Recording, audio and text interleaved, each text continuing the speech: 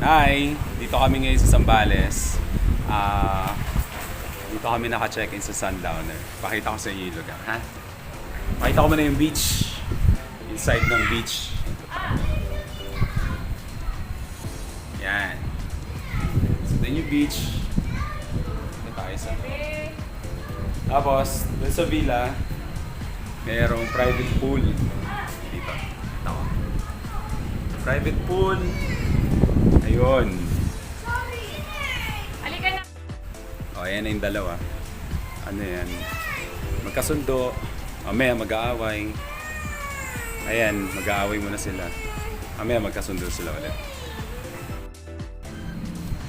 O, chill muna, chill. Ayan na, mami. Hello. Here we are. Ayan. Good day. Tapat na namin. So, yung dalawa. Naliligo pa rin doon.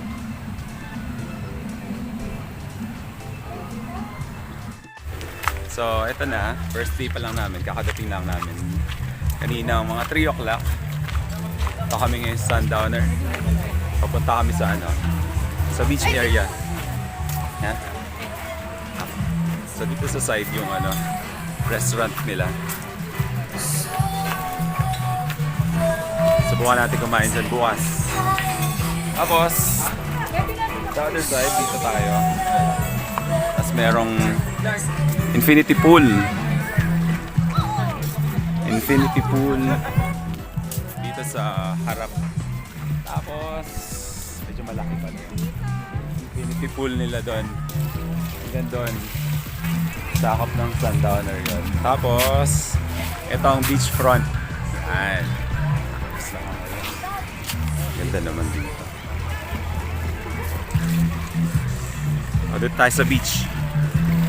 To the beach. Tapos na mabigat.